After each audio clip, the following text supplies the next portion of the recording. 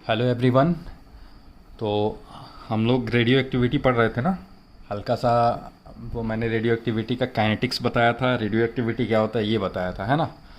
तो radio activity जो है वो मैंने बताया था कि एक न्यूक्लियस दूसरे न्यूक्लियस में क्या होता है, कन्वर्ट होता है, और उसके साथ कुछ अल्फ़ा बीटा गामा टाइप के जो रेज हैं या रेडिएशन है उसको एमिट करता है। ठीक है। अब थोड़ा सा हम पढ़ लेते हैं अल्फ़ा बीटा गामा ये जो निकलते हैं इनका थोड़ा प्रॉपर्टीज़ क्या क्या होता है, क्योंकि कभी कभी क्वेश्चन प्रॉपर्टीज़ से पूछ देता है। ठीक है। तो चलो यहाँ पर हम लोग शुरू करेंगे। लिखेंगे प्रॉपर्टीज़। ठीक है। अल्फ़ा का, इधर बीटा और इधर गामा। ठीक है। तो पहला जो प्रॉपर्टी है वो लिखते हैं कि भाई नेचर क्या होता है। तो जो अल्फ़ा पार्टिकल है, alpha particle is basically fast moving He2+। He2+ क्या है? He2+ हम बोल सकते हैं हीलियम न्यूक्लियाई। He2+ का मतलब हीलियम न्यूक्लियाई की बात कर रहे हैं, क्योंकि 2+ का मतलब क्या हुआ, दो इलेक्ट्रॉन को निकाल दो हीलियम से तो क्या बच रहा है, सिर्फ वो न्यूक्लियस ही तो बच रहा है ना। तो He2+ न्यूक्लियाई अल्फ़ा। बीटा क्या होता है? Fast moving electrons. बीटा क्या होता है? Fast moving electrons. ठीक है। और गामा ये होता है high energy electromagnetic radiation, electromagnetic wave भी इसको बोल सकते हो, है ना। EMW में हम लोग पढ़े थे ना, gamma rays, X rays, gamma rays वगैरह। तो गामा है मेरा high energy electromagnetic wave. Clear. अब ये तो था पहला प्रॉपर्टीज नेचर। दूसरा है रिप्रेजेंटेशन। क्या है, कैसे रिप्रेजेंट करते हैं ना। तो रिप्रेजेंटेशन जो है, रिप्रेजेंटेशन वो अल्फ़ा पार्टिकल को आइदर हम लोग ऐसे लिखते हैं, अल्फ़ा लिख देते हैं, या फिर इसको दिखाना है तो हम लोग ऐसे दिखाते हैं He2 और 4। अल्फ़ा या तो ऐसे दिखाते हैं या तो हीलियम का ऐसे दिखाते हैं, इधर 2 इधर 4। ये 2 क्या है? हीलियम का एटॉमिक नंबर, ये 4 उसका मास नंबर है। ठीक है। बीटा को कैसे दिखाते हैं? बीटा को दिखाते हैं आइदर इलेक्ट्रॉन लिखते हैं ऊपर में 0, यहाँ -1, ये -1 का मतलब चार्ज होता है ना, या फिर ऐसे बीटा, बी लिख के थोड़ा सा नीचे कर दिए, -1 0। ठीक है। मास ये 0 होता है इसका, और ये चार्ज दिखा रहा है। ठीक है। और गामा को कैसे दिखाते हैं? गामा को आइदर सिर्फ गामा, या फिर गामा को अगर लिखना है तो इसका 0 0, चार्ज भी 0 और मास भी 0। ठीक है। तो बेसिकली हम बोल सकते हैं कि देखो अल्फ़ा क्या है? Positively charge, beta negatively charge, और गामा न्यूट्रल, है ना। ओके। तो तीसरा वही पॉइंट हम लिखना चाह रहे हैं, चार्ज की अगर हम वो बात करें तो बोल सकते हैं कि इसका 2 यूनिट पॉजिटिव चार्ज है, 2 यूनिट पॉजिटिव चार्ज। क्योंकि अल्फ़ा क्या होता है? He2, और यहाँ पर 2+ भी तुम लिख सकते हो, नहीं भी लिखोगे तो चलेगा, ये तो हमको पता ही है ना। He2+, हीलियम वो न्यूक्लियाई की बात हो रही है, तो ये पॉजिटिव चार्ज होता है। इसमें हम बोल सकते हैं 1 यूनिट का निगेटिव चार्ज है, और इसको क्या बोलेंगे कि ये क्या है? नो चार्ज या न्यूट्रल, नो चार्ज और न्यूट्रल। ठीक है। अब अगर मास की बात करो, मास, तो मास इसका होता है 6.65 इंटू 10⁻⁻24 ग्राम पर पार्टिकल। ठीक है। इसका होता है 9.1 इंटू 10⁻28, 27 भी ले सकते हैं। 9 इलेक्ट्रॉन है तो वो लगभग इसका मास हम लोग बोल सकते हैं 9.1 इंटू 10⁻27 होता है ना, तो ले सकते हैं कितना होता है 9.1 10⁻27। इलेक्ट्रॉन का मास कितना होता है जी? हाँ, कितना होता है इलेक्ट्रॉन का मास? 9.1 इंटू 10⁻31 kg होता है ना, यानी 9.1 इंटू 10⁻27 ग्राम लिख सकते हैं, है ना। और इसका कितना होता है? इसका तो 0 होता है। तो हम बोल सकते हैं इन तीनों पार्टिकल में हैवियर पार्टिकल कौन होगा? अल्फ़ा। देख लो 10 का पावर ऑर्डर देख लो, ये इससे हल्का, और इसका तो 0 है मास, है ना, सबसे हल्का। अब उसके बाद पांचवा जो है वो है पेनिट्रेटिंग पावर। ये इंपॉर्टेंट है, पेनिट्रेटिंग पावर। पेनिट्रेटिंग पावर का मतलब है कि पेनिट्रेशन करना, है ना, किसी चीज़ के अंदर घुसना। पेनिट्रेटिंग पावर किसका ज़्यादा है? ठीक। अच्छा, पेनिट्रेशन पावर से हम एक चीज़ वो पहले पढ़ लेते हैं, स्पीड इनका, क्योंकि स्पीड समझ लोगे तो पेनिट्रेटिंग पावर उसी से रिलेटेड है।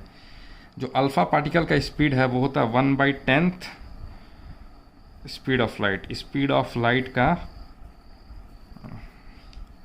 1/10 टाइम्स होता है, ठीक है। यानी स्पीड ऑफ वो लाइट कितना होता है 3.8 × 10⁸ मीटर पर सेकेंड, तो उसको 10 से डिवाइड कर दो, वो होता है इसका स्पीड। बीटा पार्टिकल का nearly equal to speed of light C, मतलब करीब करीब स्पीड ऑफ वो लाइट ऑफ सी के वो करीब होता है। और गामा पार्टिकल का स्पीड है वो इक्वल टू सी, ठीक है। अब इसमें से वो सबसे तेज कौन से चल रहा है, इसका स्पीड ज़्यादा है, फिर इसका, और इसका कम है ना। अब हम लोग पढ़ेंगे पेनिट्रेटिंग पावर। तो पेनिट्रेटिंग पावर कहीं ना कहीं स्पीड पे डिपेंड करता है ना, कौन कितना तेज़ी से जा रहा है, अंदर घुस रहा है। तो हम बोल सकते हैं कि इसका स्पीड बहुत ज़्यादा है, सबसे ज़्यादा है, तो इसका पेनिट्रेटिंग पावर मैक्सिमम होगा, गामा पार्टिकल का मैक्सिमम। और इसका क्या होगा, मिनिमम अल्फ़ा पार्टिकल का, क्योंकि स्पीड देखो कम है इसका, मिनिमम। और इसका क्या होगा इनके बीच में, तो इंटरमीडिएट बोल दो या मॉडरेट बोल दो। मॉडरेट का मतलब इससे ज़्यादा होगा और इससे कम होगा इसका पेनिट्रेशन पावर, ठीक। अब एक सातवां इम्पॉर्टेंट है आपका आयनाइजिंग पावर। ये भी इम्पॉर्टेंट है, आयनाइजिंग पावर कि कौन वो कितने अच्छे से गैस को आयनाइज कर सकता है। तो ionising power depends on the amount of charge, जिस पे जितना ज़्यादा चार्ज होगा वो उतना अच्छा से आयोनाइज कर सकता है। तो हम बोल सकते हैं कि अल्फ़ा पार्टिकल पे 2+ चार्ज है, 2 यूनिट का चार्ज है, और बीटा पे 1 यूनिट का चार्ज है। तो चार्ज इस पे ज़्यादा है, तो हम बोल सकते हैं कि इसकी आयनाइजिंग पावर क्या होगी, मैक्सिमम होगी। चार्ज पे डिपेंड करता है, डिपेंड्स ऑन चार्ज लिख लेना, depends on charge, magnitude of charge, depends on magnitude of charge. ये मैक्सिमम हो जाएगा, ये मिनिमम होगा क्योंकि चार्ज 0 है इसका, तो ये मिनिमम। और ये क्या होगा, मॉडरेट का मतलब इंटरमीडिएट, इन दोनों के बीच में, ठीक है। ये हो गया, ठीक। अब हम लोग देखते हैं कि एक मान लो जैसे कि यहाँ से निकल रहा है, इधर हमने पॉजिटिव इलेक्ट्रिक फील्ड लगा दिया, इधर निगेटिव इलेक्ट्रिक फील्ड लगा दिया, ठीक है। तो हम बोल सकते हैं अगर अल्फ़ा पार्टिकल वो निकल रहा है, मान लो अल्फ़ा पार्टिकल यहाँ से किसी वो न्यूक्लियाई से अल्फ़ा पार्टिकल एमिट हो रहा है, तो वो डेविएशन जो दिखाएगा वो किस साइड दिखाएगा, प्लस की तरफ या माइनस की तरफ, माइनस की तरफ, क्योंकि अल्फ़ा पॉजिटिव चार्ज है, तो हम बोल सकते हैं अल्फ़ा का डेविएशन स्लाइटली टुवर्ड्स निगेटिव पोल की तरफ होगा, तो हम बोल सकते हैं ये अल्फ़ा पार्टिकल। अच्छा, बीटा क्या होता है, बीटा निगेटिव चार्ज, तो हम बोल सकते हैं बीटा का थोड़ा सा पॉजिटिव की तरफ इंक्लिनेशन दिखाएगा, है ना, बीटा। और गामा क्या होता है, न्यूट्रल होता है, तो गामा सीधे निकल जाएगा। तो ये आपकी 3 प्रॉपर्टी आपको ध्यान में रखनी है। लिख लो, बढ़िया से दिख रहा है एकदम बेटर, नीचे यहाँ तक पॉज कर लो और फिर ऐसे हो गया। तो ये हमने पढ़ लिया कि जो एमिशन हुआ अल्फ़ा बीटा गामा उसकी प्रॉपर्टी क्या है, ठीक है। चलो लिखो इसको। अब देखो, कल थोड़ा सा उस दिन जो पिछले क्लास में थोड़ा सा मैंने बताया था कि वो न्यूक्लियर फोर्स क्या होता है ना, न्यूक्लियर फोर्स बताया था कि न्यूक्लियर फोर्स होता है जो कि आपको न्यूक्लियॉन्स मतलब प्रोटॉन प्लस न्यूट्रॉन को होल्ड करके रखता है एक साथ, है ना, ठीक। अब ये देखा गया जिससे कि जो न्यूक्लियस है वो स्टेबल रहे। अब ये देखा गया ऑब्जर्वेशन से कि कुछ न्यूक्लियस ऐसे हैं जो कि अनस्टेबल हैं, और it is observe that the nucleus that have even number of protons or even number of neutrons are more stable than those वो nuclei which have odd number of neutrons और protons। मतलब समझे, ये देखा गया कि जिन न्यूक्लियस में proton का नंबर इवन में है या फिर न्यूट्रॉन का नंबर इवन में है, वो कंपैरेटिवली ज़्यादा स्टेबल हैं in comparison to odd number of neutrons या प्रोटॉन्स। अगर किसी न्यूक्लियस में ऑड नंबर है प्रोटॉन का या ऑड नंबर है न्यूट्रॉन्स का। अब हम क्या बताना चाह रहे हैं, हम बता रहे हैं अनस्टेबिलिटी थ्योरीज, दो थ्योरी दी गई है कि क्यों जो न्यूक्लियस है कौन सा वो न्यूक्लियस स्टेबल होगा, कौन सा न्यूक्लियस अनस्टेबल होगा। तो theories for instability of nucleus, instability of nucleus, ठीक है। तो एक दिया गया हार्किन्स रूल, हार्किन्स ने इस रूल को दिया था, ठीक है। उसने ये ऑब्जर्व किया, इट इज़ ऑब्जर्व डैट, लिख लो, it is observed that the nuclei which have even number of protons or neutrons, even number of protons or neutrons are more stable than those nuclei which have odd number of neutrons और protons, ठीक है। तो उसने कहा कि भाई जिसमें neutrons और प्रोटॉन्स इवन नंबर में होगा वो ज़्यादा स्टेबल है, तो उसने ऑब्जर्व किया कि इवन नंबर ऑफ न्यूट्रॉन्स और इवन नंबर ऑफ प्रोटॉन्स इस टाइप के कितने स्टेबल न्यूक्लियाई थे, नंबर ऑफ स्टेबल न्यूक्लियस। तो देखा है कि 165 ऐसे न्यूक्लियस हैं जो स्टेबल हैं, तो उनमें देखा है कि इवन नंबर क्या है, जो न्यूट्रॉन्स है वो भी इवन नंबर में, लाइक 2 4 6 इवन नंबर आता है ना, इवन ऑड नंबर, जो नंबर 2 से डिविजिबल हो जाए उसको इवन नंबर बोलते हैं, जो 2 से डिविजिबल ना हो उसको ऑड नंबर बोलते हैं, ठीक है। तो ये देखा गया कि 165 न्यूक्लियस स्टेबल मिले जिसमें कि न्यूट्रॉन्स और प्रोटॉन्स दोनों की संख्या इवन थी, तो जाहिर सी बात है सबसे ज़्यादा स्टेबल होगा। फिर देखा गया, इसको बॉक्स भी बना सकते हो तुम्हारी मर्ज़ी, नहीं भी बना सकते हो तुम्हारी मर्ज़ी, है ना। अब देखा गया कि जिसमें इवन न्यूट्रॉन्स का था और प्रोटॉन्स ऑड था, तो ऐसे 55 न्यूक्लियस मिले जो कि स्टेबल थे, मतलब इससे कम है। ऊपर में क्या था, दोनों के दोनों इवन थे। फिर देखा गया कि न्यूट्रॉन्स ऑड वाले और प्रोटॉन्स इवन वाले, ये सब एक्सपेरिमेंटल ऑब्जर्वेशन है ना, तो उसमें देखा गया 50 न्यूक्लियस स्टेबल निकले, और ऑड दोनों में कि न्यूट्रॉन्स भी ऑड हो प्रोटॉन्स भी ऑड हो, तो ऐसा सिर्फ 5 न्यूक्लियाई मिला जो कि स्टेबल है। तो इसका मतलब हम बोल ही सकते हैं कि भाई जिसमें इवन नंबर ऑफ प्रोटॉन्स और न्यूट्रॉन्स हो वो ज़्यादा स्टेबल है ऑड के मुकाबले, यही हार्किन्स ने रूल दिया। ये जो रूल है ये बहुत पुराना है, मतलब अब जो नेक्स्ट रूल आया वो रूल इम्पॉर्टेंट है ना, N/P रेशियो, N/P रेशियो। अरे नीचे क्या है, ओह ये तो मैं अपनी भांजी को पढ़ा रहा था, क्लास 9th में है वो, सब याद होगा तुम लोग को पहले क्लास में पढ़ाए थे, सब पढ़ाया हुआ है तुम लोग को भी, ठीक है। फेरस्फेरिक,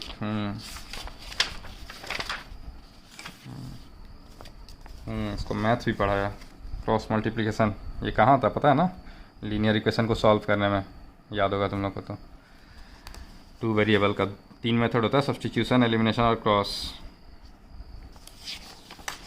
उसके बाद उसको ट्रिगोनोमेट्री भी पढ़ाए थे, ट्रिगोनोमेट्री क्लास 9th में ही, ICSE बोर्ड में 9th में ही ट्रिगोनोमेट्री वगैरह दिया है, लॉगरिदम दिया है। CBSE बोर्ड में वो नहीं दिया था ये सब, हम लोग क्लास 10th में ट्रिगोनोमेट्री पढ़े थे। जो लोग CBSE से होंगे वो जानते भी होंगे इस चीज़ को, ट्रिगोनोमेट्री क्लास 10th में था, इन लोग को 9th में ही दिया है। तो इसको मैं पढ़ा रहा था, तो होमवर्क दिया था करने के लिए, तो फिर मैंने पूछा कि कोई डाउट आ रहा है, तो बोली कि नहीं डाउट नहीं आ रहा है। तो हम बोले करोगी तो आएगा, तो फिर हंसने लगी, समझ गई, मामा को समझ में आ गया है। ये लोग सोचते हैं मामा है तो मामू बना देंगे, ऐसा थोड़ी है। चलो देखो हम लोग क्या पढ़ रहे थे, N/P रेशियो। दूसरा हम लोग अनस्टेबिलिटी का पैटर्न वो देख रहे थे।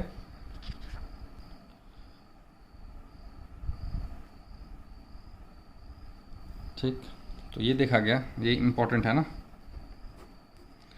N/P रेशियो से देख के कैसे बताते हैं। N मतलब N क्या है, नंबर ऑफ न्यूट्रॉन्स, P क्या है, नंबर ऑफ प्रोटॉन्स, और N/P क्या हो जाएगा, न्यूट्रॉन्स और प्रोटॉन का रेशियो। तो it is observed that those nucleus are most stable for which n by p ratio is unity। इसका मतलब n by p रेशियो अगर 1 है तो वो न्यूक्लियस ज़्यादा स्टेबल था, सबसे ज़्यादा स्टेबल था। ठीक है, उसके बाद ये दिखाया कि जैसे जैसे n by p रेशियो वो बढ़ता गया, जैसे कि मान लो 1.1, 1.2, 1.3, 1.4, 1.5, 1.6, 2, 3, तो जैसे जैसे ये दिखाया कि n बाई पी रेशियो जैसे जैसे बढ़ता जाएगा तो न्यूक्लियस की जो स्टेबिलिटी है वो कम होने लगी। तो लिखेंगे as the value of n by P ratio increases nuclear stability decreases, मतलब थोड़ा कम होते गया, स्टेबल रहा लेकिन थोड़ा कम होते गया। ठीक है, और हाईएस्ट देखा गया कि फॉर बिस्मथ का कितना होता है, एटॉमिक नंबर 83 होता है और मास नंबर 209। ठीक है, इसके लिए n बाई पी आता है 1.52 या 53 आएगा, एक बार चेक कर लेना। ठीक है, अब ये दिखाया कि इससे ऊपर का वो न्यूक्लियस तो एकदम अनस्टेबल था। न्यूक्लियस इज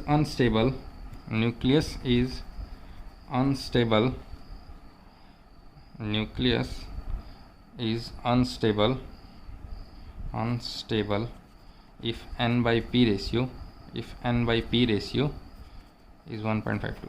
देखो इधर भी अनस्टेबल होगा, एक से ज़्यादा पे भी अनस्टेबल होगा लेकिन थोड़ा कम है ना, लेकिन 1.52 से अगर ज़्यादा रेशियो है फिर तो बहुत अनस्टेबल। ठीक है, ठीक, और रेशियो अगर n बाई पी अगर एक से कम भी होता है तो भी अनस्टेबल होता है। ठीक है, हाँ, और if n by P ratio is less than 1 तो भी न्यूक्लियस इज अनस्टेबल। ठीक है, तो ये ऑब्जर्वेशन है। इसका मतलब n बाई पी रेशियो एक से कम होगा या 1.52 से ज़्यादा होगा तो न्यूक्लियस पक्का अनस्टेबल होगा, और 1 से 1.52 के बीच में बहुत न्यूक्लियस ऐसे हैं कि वो भी अनस्टेबल होते हैं। ठीक है, इसलिए मैंने लिखा है कि as the value of n by P ratio increase, इसका मतलब एक रहेगा तो स्टेबल है, लेकिन एक से जैसे जैसे वैल्यू इंक्रीज करेगा न्यूक्लियर स्टेबिलिटी कम होते जाएगी, डिक्रीज होते जाएगी, और 1.52 के ऊपर तो अनस्टेबल हो जाएगा एकदम। इसका मतलब ये कि अगर 1 से थोड़ा ज़्यादा भी है तो वो भी अनस्टेबल ही होगा लेकिन थोड़ा कम। ठीक है, लेकिन 1.52 से अगर ज़्यादा है फिर तो वो अनस्टेबल है ना, और n बाई पी रेशियो एक से कम है तो वो अनस्टेबल। तो ये एक इम्पॉर्टेंट पॉइंट अपने को ध्यान में रखना है। ठीक है, अब हम क्या लिखेंगे कि n बाई पी वो रेशियो हो गया। अब in order to become stable जो न्यूक्लियस है वो अनस्टेबल है। अगर जिस न्यूक्लियस का n बाई पी रेशियो एक से कम होगा या बोल सकते हैं 1.52 से ज़्यादा होगा तो वो तो अनस्टेबल होगा। तो उसको स्टेबल होने के लिए ये देखा गया कि in order to become stable they emit radiation and thus show radioactivity।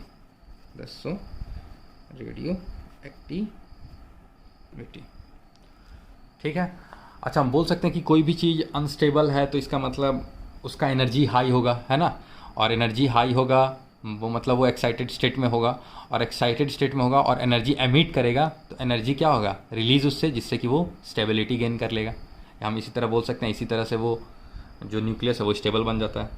बात समझे कि नहीं? अनस्टेबल वो न्यूक्लियस एनर्जी रिलीज कर सकता है in the form of radiation to become stable या टू गेन स्टेबिलिटी। क्लियर है? तो ये चीज़। अब एक ग्राफ नॉर्मल सा, इधर नंबर ऑफ न्यूट्रॉन्स और इधर नंबर ऑफ प्रोटॉन्स लिखेंगे। यार राइटिंग मेरा दिन पे दिन ख़राब क्यों होता जा रहा है? तक कर्सिव वाली एक बुक लेनी होगी मुझे, कर्सिव हैंड राइटिंग वाली। वैसे बचपन में तो सुधारे नहीं तो गंदा हो गई वैसे, लेकिन विजिबल है, इतना तो है कि कितना अच्छा से दिख रहा है। देखो SHOW दिख रहा है सबको, RADIO। तो इतना के बाद तो समझ में ही आ जाएगा कि रेडियो एक्टिविटी की बात हो रही है, केमिकल काइनेटिक्स पढ़ रहे हैं तो, है ना। बिकम देखो कितना अच्छा दिख रहा है, stable, they emit radiation and thus so radioactivity, number of neutrons, number of protons. ठीक है, चलो कल एक बुक लाता हूँ मैं, कर्सिव वाली देखता हूँ। लेकिन यार लॉकडाउन में बुक भी तो नहीं मिलेगा, मैं सोचा था कि टाइम है तो थोड़ा राइटिंग सुधार लेता अपना। चलो, तो ऐसा एक डायग्राम देखा गया, मिला।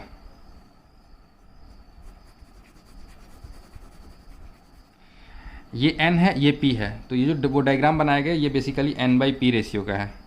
n/p को डिवाइड करके जो जो पॉइंट्स है उसको प्लॉट किया गया। तो ये देखा गया कि ये जो स्ट्रेट लाइन है ना, ये स्ट्रेट लाइन, इसके लिए n/p ये 1 है। ठीक है, n/p क्या है, 1। अब इसके नीचे अगर हम बात करें, इसके नीचे अगर हम बात करें तो ये क्या है, n/p लेस देन 1। और इसके ऊपर बात करें तो n/p ग्रेटर देन 1.52 या 53, जो वो बिस्मुथ के लिए आया था ना, 1.52 आया था ना, तो ये है।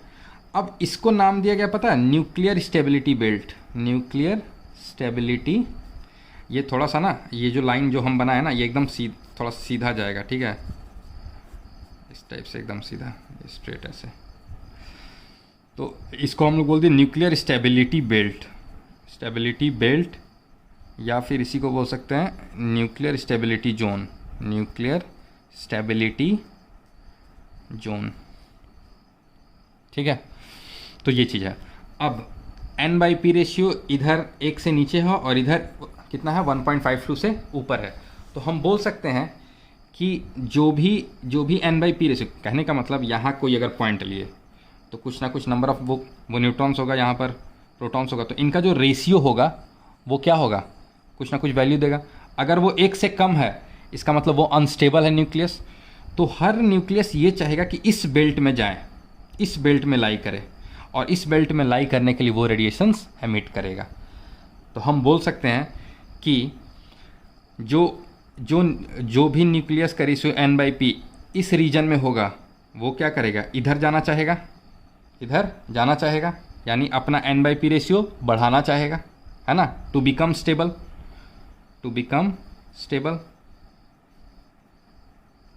और जो इधर लाई कर रहे होंगे उनका n/p रेशियो 1.52 से भी ज़्यादा होगा।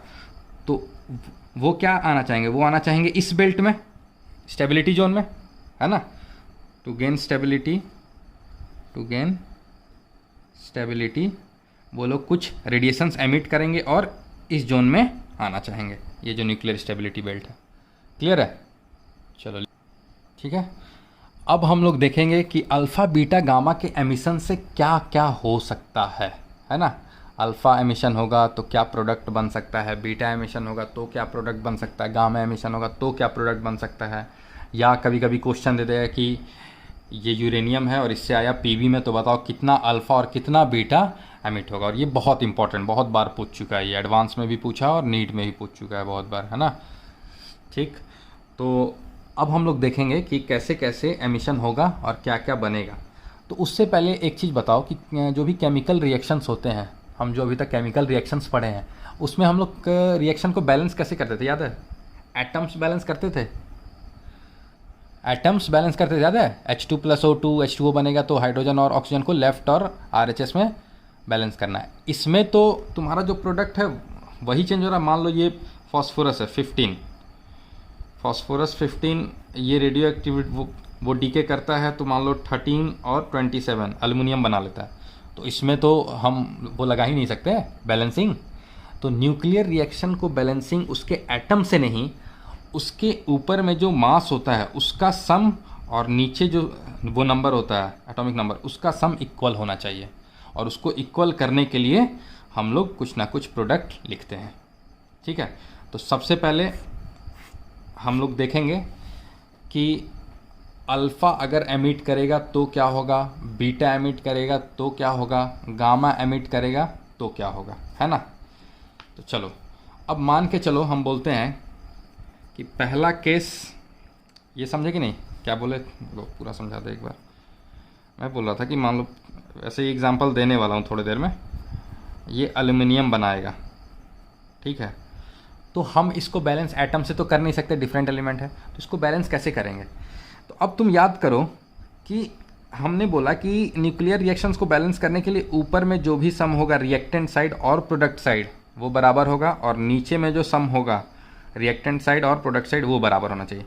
तो हम बोल सकते हैं इधर कितना है 15, इधर कितना है 13।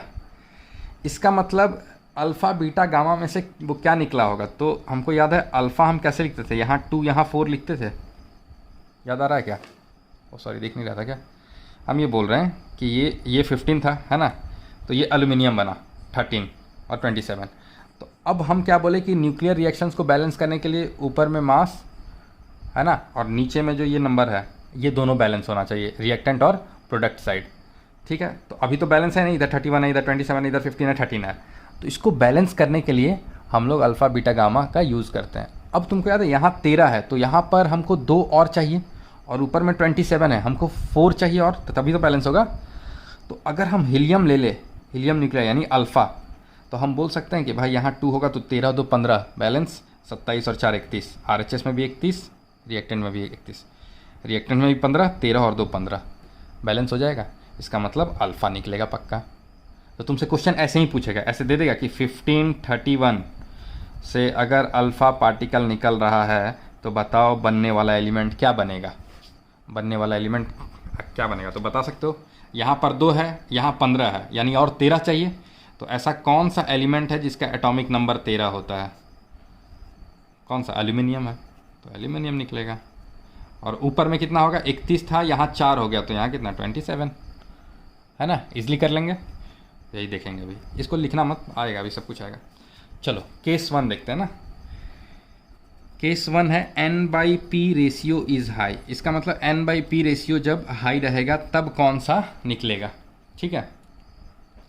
तो अगर N/P वो रेशियो हाई है तो हमको क्या करना होगा, N/P रेशियो को कम करना होगा, N/P रेशियो को कम करना होगा, ठीक है।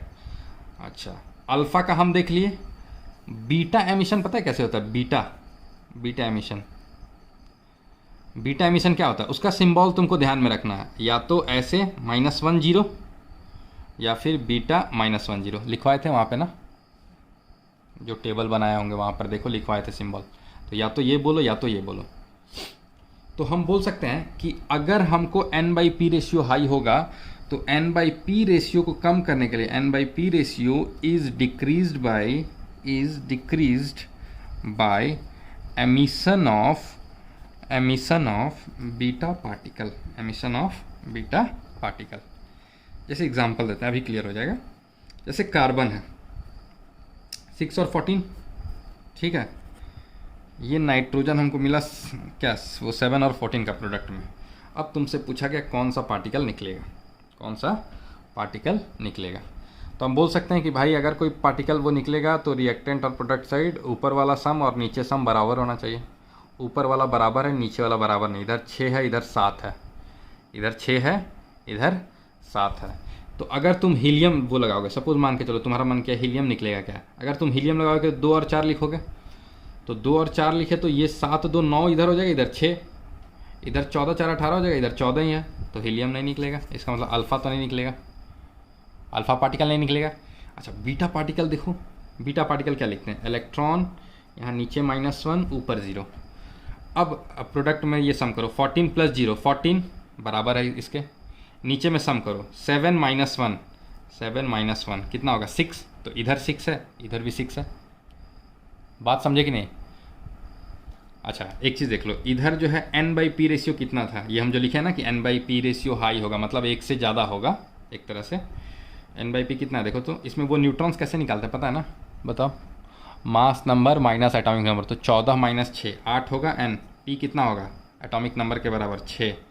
इसको डिवाइड करोगे तो कितना आएगा जी 4/3। 4/3 का मतलब क्या, 1 पॉइंट समथिंग होगा ना, देखो निकाल के कितना होगा, देखो 1, उसके बाद 3 1 जा 3 1 गया 0 3 3 1.33 होगा, ठीक है। तो हम बोल सकते हैं कि थोड़ा अनस्टेबल होगा। अब इसका N/P रेशियो निकालो, N कितना है 14 - 7 number of neutrons atomic structure में बताए थे निकालने, atomic mass minus atomic number, तो 14 माइनस 7, 7 हो गया न्यूट्रॉन्स, और प्रोटॉन्स कितना है 7, तो 7 7 कितना हो गया 1, तो n/p रेशियो क्या हो गया, कम हो गया, इसका स्टेबिलिटी बेल्ट में आ गया, इसका मतलब कुछ एमिट किया होगा। और स्टेबल होने से पहले ये एक्साइटेड स्टेट या इसको बोल सकते हैं मेटा स्टेबल स्टेट में गया होगा पहले, फिर आया होगा एनर्जी रिलीज़ करके थोड़ा अपना एनर्जी कम किया होगा। ठीक है, तो ये हो गया पहला केस जब n/p रेशियो क्या है, हाई है, तो n/p ratio is decrease by emission of beta particle. Clear है क्या? इसको मत लिखना, ये लिखो पहले, ये बताएंगे अभी तुरंत, अगला एग्जांपल देंगे, इसी को बताएंगे। ये हो गया, आधा घंटा लेक्चर हो चुका है, काफ़ी स्लो चल रहे हैं यार, हम तो सोचे आधा घंटा हम पूरा ख़त्म कर देंगे। बाइंडिंग एनर्जी, वैसे देखो बाइंडिंग एनर्जी, न्यूक्लियर फ्यूज़न और न्यूक्लियर फिजन ये तुमको फिजिक्स में भी पढ़ना है, हालांकि ये सब भी फिजिक्स में पढ़ना है, लेकिन अब ये सब थोड़ा पढ़ने की तुमको ज़रूरत नहीं पड़ेगी, आसान हो जाएगा। बाइंडिंग एनर्जी पे मैं थोड़ा सा फोकस करूँगा, न्यूक्लियर फ्यूज़न और फिजन बस थोड़ा बहुत हल्का बता के चला जाऊँगा, उसका तुम फिजिक्स में अच्छे से पढ़ना है ना, कुछ फिजिक्स के लिए भी छोड़ देते हैं।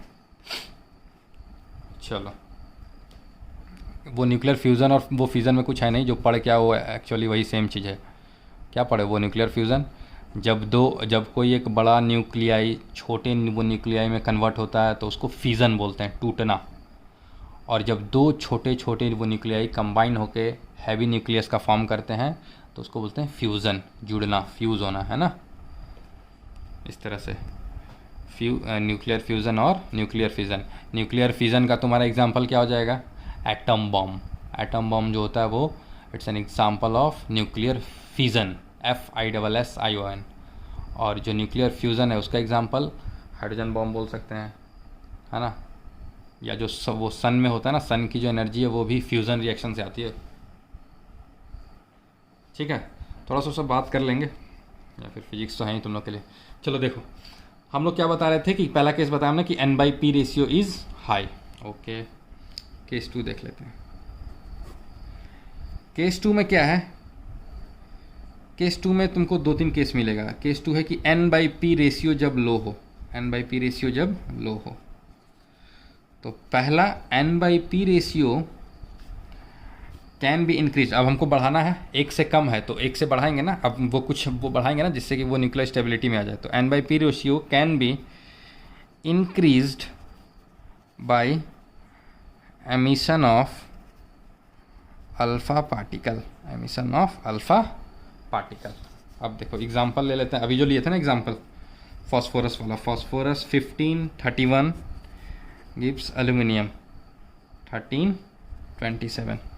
इसका n/p निकालो, देख लो न्यूट्रॉन्स कितना होगा, 13,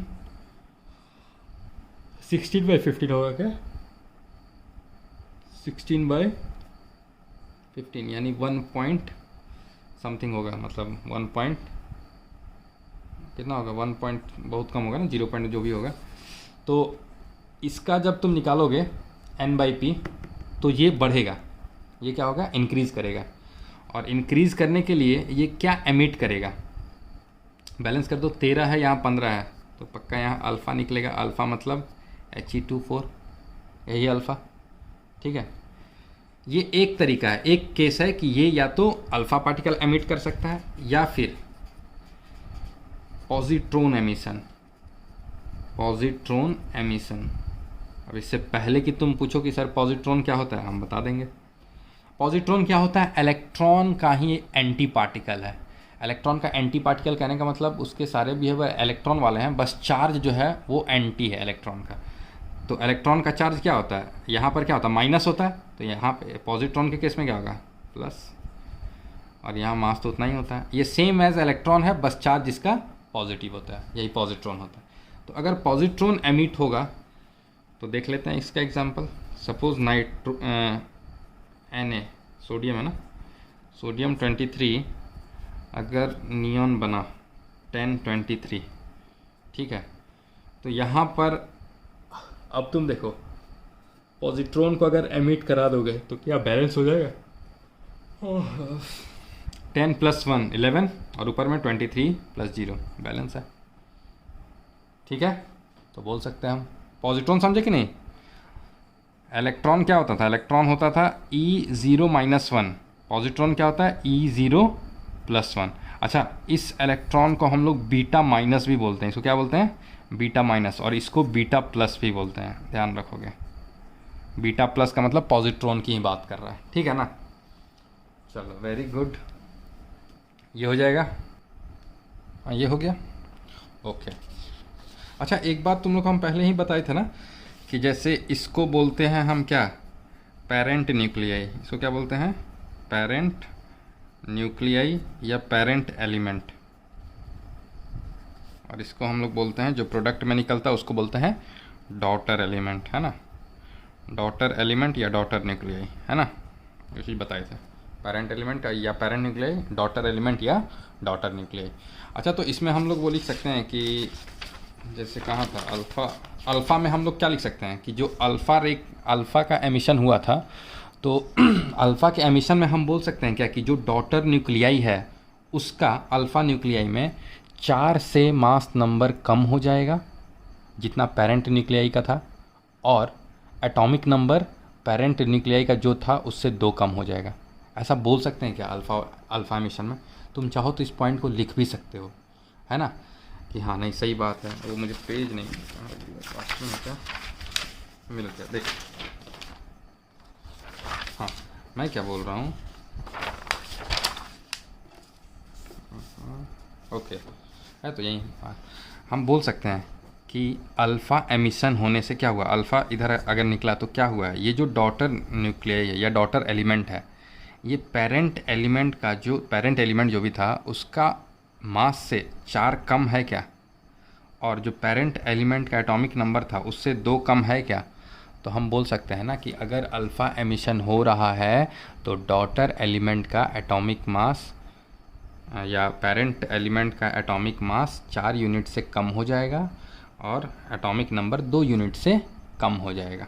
तो हम बोल सकते हैं कि अगर मेरा पेरेंट न्यूक्लियाई X है और इसका एटॉमिक नंबर Z है और एटॉमिक मास A है, तो अल्फ़ा एमिशन से क्या होगा, एक दूसरा वो न्यूक्लियाई बनेगा जिसको हम लोग डॉटर न्यूक्लियाई बोल रहे हैं, उसका एटॉमिक मास कितना 4 से कम हो जाएगा, A-4 हो जाएगा, और एटॉमिक नंबर 2 से कम हो जाएगा बोल सकते हैं, और इधर अल्फ़ा निकलेगा। अल्फ़ा लिख दो या फिर तुम्हारी मर्जी He2 4 लिख दो, एक ही बात है, बोल सकते हैं ना। तो ये चीज़ इन शॉर्ट तुमको समझ में आना चाहिए, ठीक है। उसी तरह बीटा में भी, पॉजिट्रॉन में भी बोल सकते हैं कि जो डॉटर एलिमेंट है उसका एटॉमिक नंबर क्या हो गया पॉजिट्रॉन एमिशन में, इससे पेरेंट एलिमेंट से 1 कम हो गया और मास नंबर में कोई चेंज नहीं हुआ। इसका मतलब पॉजिट्रॉन एमिशन के लिए, ये था अल्फ़ा एमिशन, पॉजिट्रॉन एमिशन के लिए लिख सकते हैं कि अगर कोई पेरेंट एलिमेंट है X जिसका एटॉमिक नंबर है Z और मास नंबर है A, तो अगर पॉजिट्रॉन एमिशन हुआ तो यहाँ जो डॉटर एलिमेंट या डॉटर न्यूक्लियाई बनेगा उसका जो एटॉमिक नंबर है वो 1 से कम होगा और मास नंबर में कोई चेंज नहीं होगा, देख सकते हो कोई चेंज नहीं है ना। इसी तरह इसमें क्या लिख सकते हैं, बीटा पार्टिकल एमिशन में लिख सकते हैं कि अगर कोई पेरेंट एलिमेंट X है जिसका एटॉमिक नंबर Z है, मास नंबर A है, तो अगर इसमें बीटा एमिशन होगा तो क्या होगा, जो डॉटर न्यूक्लियाई बनेगा या जो प्रोडक्ट में न्यूक्लियाई बनेगा उसका एटॉमिक नंबर 1 से इंक्रीज़ हो जा रहा है, 6 से 7 हो जा रहा है, तो हम बोल सकते हैं Z+1 होगा और मास नंबर में कोई फ़र्क नहीं पड़ रहा है। इसका मतलब है ये कि मास नंबर में फ़र्क सिर्फ और सिर्फ अल्फ़ा एमिशन से हो रहा है, देखो ना ही बीटा से हो रहा है, बीटा में भी मास का कोई फ़र्क नहीं पड़ रहा है, ना ही पॉजिट्रॉन में पड़ रहा है, पॉजिट्रॉन में भी देखो नहीं पड़ रहा है, जो भी रिएक्टेंट का था वही प्रोडक्ट में है मास, है ना, ठीक है। सिर्फ और सिर्फ किस में पड़ रहा है, अल्फ़ा एमिशन में।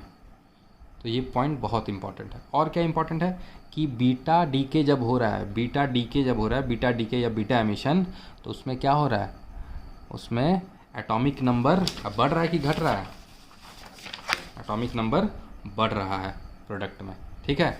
और पॉजिट्रॉन वाले में क्या होगा, एटॉमिक नंबर डॉटर एलिमेंट का घट रहा है। क्लियर है, याद हो गया इतना तो हमको लग रहा है अल्फ़ा बीटा गामा के एमिशन से। अब देखो गामा देख लेते हैं। एक गामा देखने से पहले इलेक्ट्रॉन कैप्चर इंपॉर्टेंट है ना, IIT में पूछ चुका है, एम्स में भी पूछा हुआ है इलेक्ट्रॉन कैप्चर। इलेक्ट्रॉन कैप्चर को के इलेक्ट्रॉन कैप्चर भी बोलते हैं। क्या बोलते हैं इलेक्ट्रॉन कैप्चर को? के इलेक्ट्रॉन कैप्चर, है ना। तो इसी में सी में केस वो बना देना। सी हम लोग क्या पढ़े थे, ए बी सी क्या पढ़े थे कि एन बाई पी जब क्या हो, एन बाई पी जब लो हो रेशियो, है ना। तो इलेक्ट्रॉन कैप्चर भी हो सकता है, इसको बोलते हैं के इलेक्ट्रॉन कैप्चर। अभी के का वो बंद ध्यान दो, अभी बस देखो इलेक्ट्रॉन कैप्चर क्या होता है, के भी समझ में आ जाएगा तुरंत, ठीक है। तो देखो पहले तो देख लें कि भाई इलेक्ट्रॉन जो कैप्चर है उसके होने से क्या होता है, क्योंकि सबसे मेन तो वही है कि इलेक्ट्रॉन कैप्चर होने से होता क्या है, पहले ये बताओ सर, है ना। तो देखो इलेक्ट्रॉन जो कैप्चर होता है बेसिकली अभी तक हम लोग पढ़ रहे थे एमिशन, और एमिशन पढ़ रहे थे तो हम लोग कहीं ना कहीं प्रोडक्ट में अल्फ़ा बीटा गामा कुछ ना कुछ कर रहे थे। इस बार देखो वर्ड देखो, इलेक्ट्रॉन कैप्चर, तो कैप्चर किस साइड होगा, सोच के देखो, रिएक्टेंट साइड या प्रोडक्ट साइड, रिएक्टेंट साइड या प्रोडक्ट साइड, बताओ सोचो। इलेक्ट्रॉन कैप्चर रिएक्टेंट साइड या product side, of course reactant side. कुछ कैप्चर हो रहा है ना, कुछ कैप्चर हो रहा है, और क्या कैप्चर हो रहा है, इलेक्ट्रॉन कैप्चर हो रहा है। यानी हम बोल सकते हैं एक एग्जांपल कि भाई अगर कोई रेडियो एक्टिव न्यूक्लियाई है, सपोज पोलोनियम है मान लो, जिसका एटॉमिक नंबर 84 है और मास नंबर 204 है, ये इलेक्ट्रॉन कैप्चर करेगा। इलेक्ट्रॉन कैप्चर मतलब 0-1, यही तो सिंबल होता है इलेक्ट्रॉन का। इसको कैप्चर करेगा, इसका मतलब ये रिएक्टेंट साइड है। तो अगर ये रिएक्टेंट साइड है तो जो बनने वाला एलिमेंट है उसका एटॉमिक नंबर बता सकते हो क्या होगा, सोचो। जोड़ना है ना नीचे, 84-1 कितना हो गया, 83, और ऊपर में 204, तो 83 और 204 ये बनेगा, और 83 एटॉमिक नंबर होता है बिस्मुथ का, ठीक है। तुमसे ऐसा नहीं बोला है कि वो बिस्मुथ है कि क्या है, तुमसे पूछ देगा कि जो बना एलिमेंट वो क्या है। और वैसे भी अगर पूछ भी दिया कि 83 में क्या, तो तुमको तो अब पूरा वो पीरियडिक टेबल वो लर्न होगा ना, पीरियडिक टेबल। 83 एटॉमिक नंबर वो किसका होता नहीं बता सकते हो तुम, भले मास नंबर चलो नहीं याद है, लेकिन एटॉमिक नंबर तो याद ही होगा। ऐसे ग्रुप और पीरियड्स देखोगे 83 में क्या आता है, तुमको वो पूरा स्लोगन टाइप का याद है, बता दोगे, ठीक है। ठीक, तो इलेक्ट्रॉन वो कैप्चर का मतलब समझे, इलेक्ट्रॉन कैप्चर हुआ इसलिए रिएक्टेंट साइड में। अच्छा के नाम क्यों हो ये देख लो। इसमें क्या होता है कि जो इलेक्ट्रॉन कैप्चर कब होता है, देखो बेसिकली क्या होता है ना कि जब पॉजिट्रॉन का एमिशन वो नहीं हो पाता है ना, पॉजिट्रॉन का एमिशन नहीं हो पाता है, ठीक, क्योंकि न्यूक्लियस के पास इनफ एनर्जी नहीं होता है एमिट करने के लिए। अरे कुछ एनर्जी होगा तभी तो एमिट करेगा, उसके पास एनर्जी इनफ नहीं है कि वो पॉजिट्रॉन का एमिशन कर सके। तो होता क्या है कि वो कुछ कैप्चर करता है, क्या कैप्चर करता है, इलेक्ट्रॉन। जो न्यूक्लियस है हमारा, वो न्यूक्लियस क्या है, बीच में है। अब मान लो ये के शेल है, ये एल शेल है, तो एल शेल को तो भूल जाओ। ये न्यूक्लियस क्या कर रहा है, इलेक्ट्रॉन को कैप्चर कर रहा है। और कहाँ से इलेक्ट्रॉन कैप्चर कर रहा है, जो के शेल में इलेक्ट्रॉन है उसको कैप्चर कर रहा है, इसीलिए इसका नाम है के इलेक्ट्रॉन कैप्चर। बात समझे कि नहीं। तो के शेल से इलेक्ट्रॉन कैप्चर कर रहा है, इसलिए इसका नाम क्या है, के इलेक्ट्रॉन कैप्चर, ठीक है। तो इसको लिख सकते हो कि के शेल से इलेक्ट्रॉन कैप्चर हो रहा है, इसलिए इसका नाम है के इलेक्ट्रॉन कैप्चर। अब एक लाइन सबसे इंपॉर्टेंट लिखना कि during electron capture X rays are emitted, X rays निकलता है इलेक्ट्रॉन कैप्चर। और ये एक्स रेज क्यों निकलता है सोचो तो। देखो ये इलेक्ट्रॉन के शेल में था, अब ये अंदर जा रहा है वो न्यूक्लियस में, तो यहाँ से कुछ ना कुछ एनर्जी रिलीज होगी ना, और वो energy in the form of X rays emit होगी। बात समझे कि नहीं, that's why X rays emitted, ठीक है।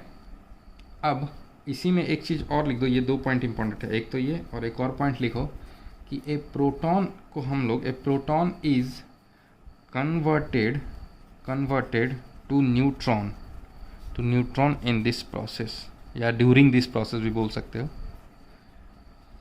अच्छा प्रोटॉन को कैसे दिखाते हैं, प्रोटॉन को ऐसे भी दिखा सकते हैं, P लिख के 1 प्रोटॉन किसको बोलते हैं, हाइड्रोजन को बोलते हैं ना, H11 वो लिखते हैं ना हाइड्रोजन को, तो प्रोटॉन को P11 भी लिख सकते हैं या H1 भी लिख सकते हैं, क्योंकि प्रोटॉन क्या होता है, H+ होता है, H+ nuclei, atomic number 1, mass number 1, इसी को P भी दिखा रहे हैं, इलेक्ट्रॉन प्रोटॉन न्यूट्रॉन, इलेक्ट्रॉन को ई से, प्रोटॉन को पी से, न्यूट्रॉन को एन से दिखा सकते हैं। तो ये प्रोटॉन दिखाया मैंने, ठीक है। प्रोटॉन प्लस इलेक्ट्रॉन कैप्चर अगर करेगा तो यहाँ 0 यहाँ -1, अब ये करके क्या बनाता है, न्यूट्रॉन बना लेता है। तो वो न्यूट्रॉन का चार्ज 0 होता है और ये 0 कैसे हुआ, -1 + 1 0 और ऊपर में 1 + 0 1 न्यूट्रॉन का मोल, ठीक है। ओके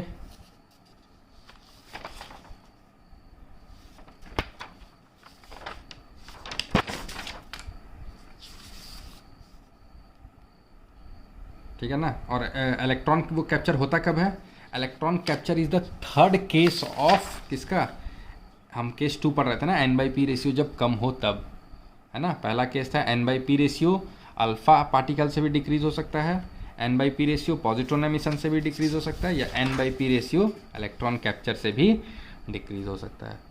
और जब n/p रेशियो जब ज़्यादा होगा, हाई होगा तब, सॉरी ये लो था, n/p रेशियो क्या था, लो है, इसको हाई कर रहे हैं ना, इंक्रीज कर रहे हैं, किससे, अल्फा एमिशन, पॉजिट्रॉन एमिशन और इलेक्ट्रॉन कैप्चर।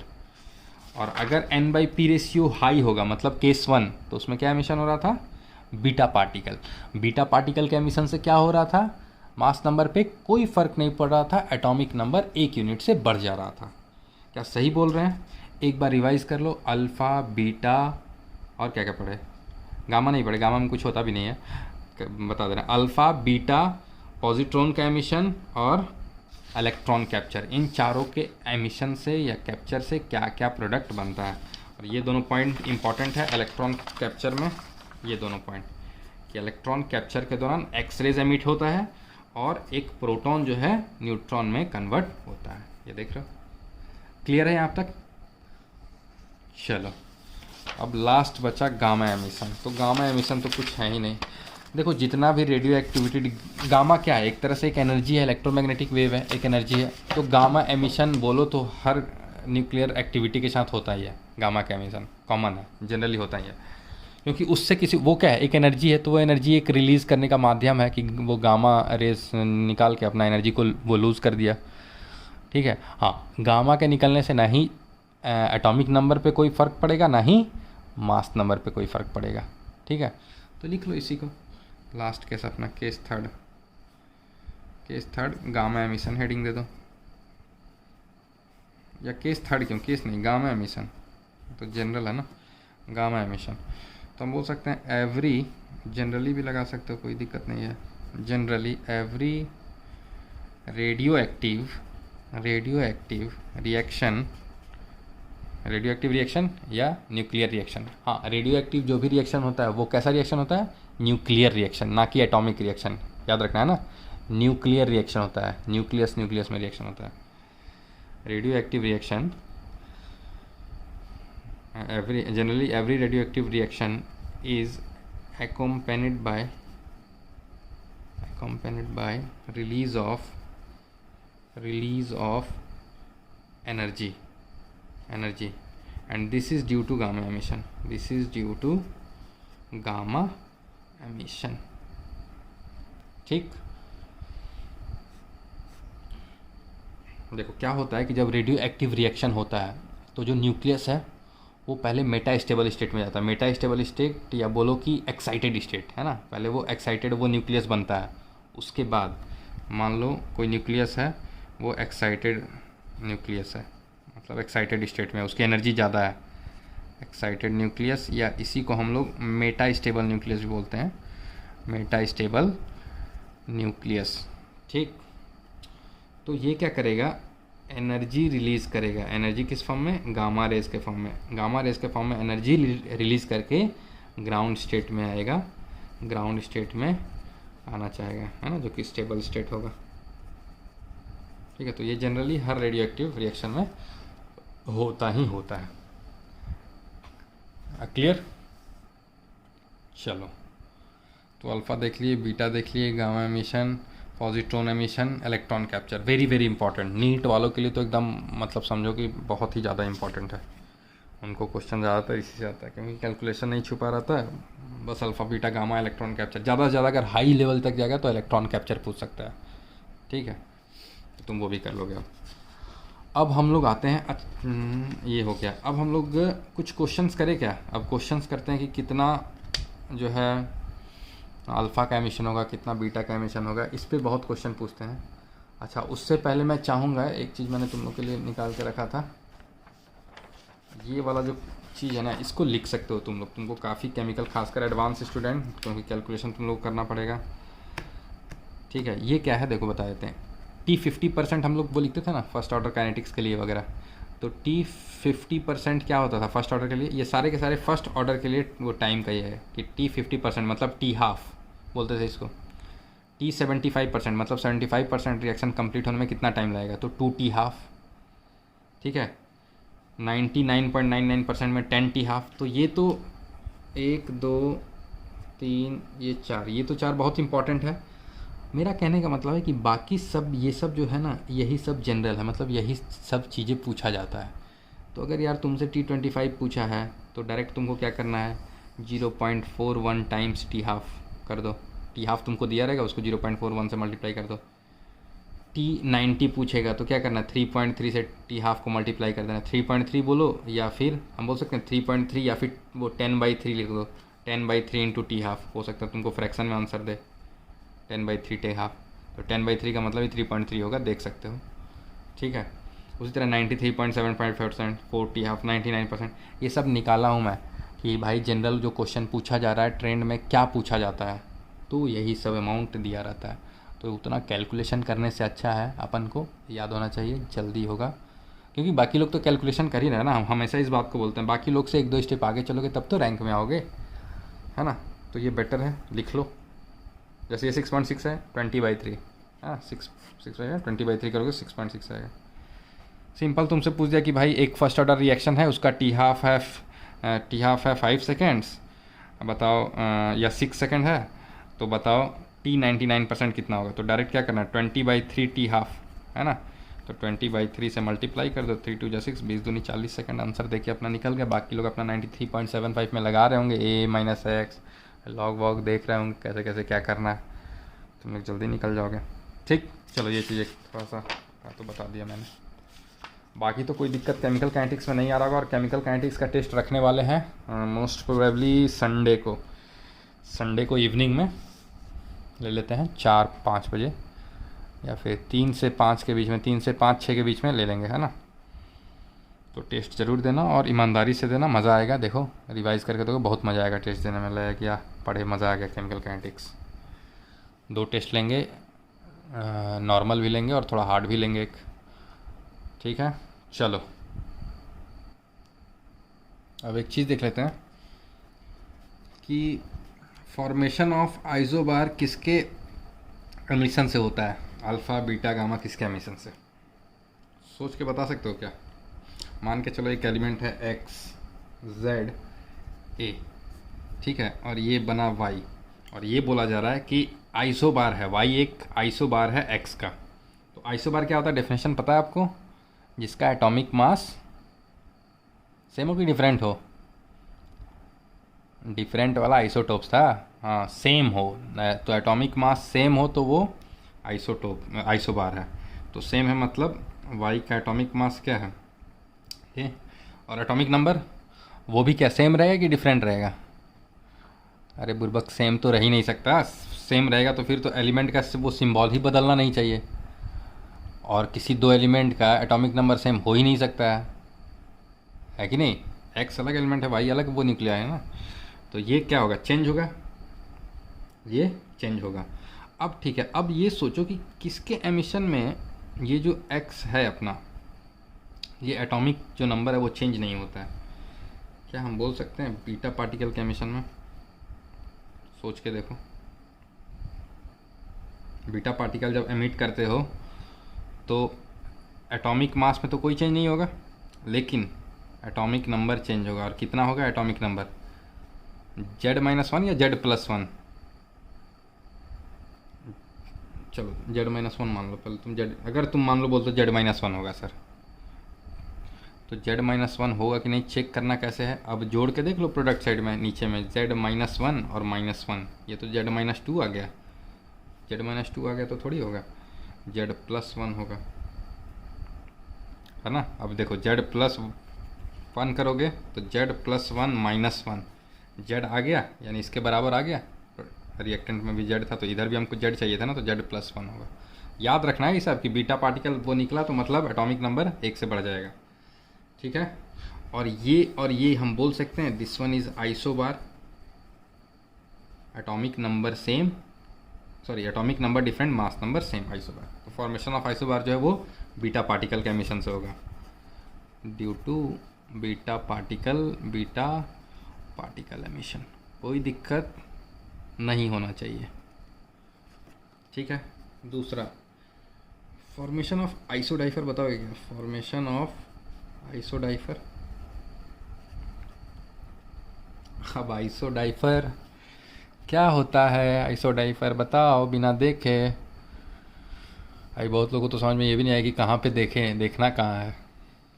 यही तो मज़ेदार होता है यार, यही नहीं समझ में आ रहा कि कहाँ देखे, कहाँ सर बताए थे भी क्या कहीं कि ऑर्गेनिक में हो सकता है। सर सोच रहा हूँ कि ऑर्गेनिक में तुम लोग को नोमेनक्लेचर में बताया गया होगा आइसोडाइफर क्या होता है, ऐसा तो नहीं सोच रहे हो ना? बताओ आइसोडाइफर क्या होता है। यूट्यूब में यही तो मज़ा आता है मुझे, आप अपना आराम से क्वेश्चन पूछ दिए, अब जिसको आता होगा वो अपने घर में जवाब देगा, वीडियो आगे देखेगा। जिसको नहीं आता है वो भी ये काम कर सकता है, लेकिन अगर वो ईमानदार होगा तो वो थोड़ा सा कोशिश करेगा कि क्या होता है यार, थोड़ा देखें, आंसर निकालें। बताओ आइसोडाइफर। अब तो यार 3 घंटे का क्लास तुम लोग का 1 घंटे में हम ले लेते, तो थोड़ा सा लंबा भी तो करना है, टाइम देना है तुम लोग को सोचने का। नहीं मानेगा, कुछ लोग आगे बढ़ाते जा रहा है। हाँ ख़त्म कर दो, लास्ट में बताए होंगे हम आइसोडाइफर।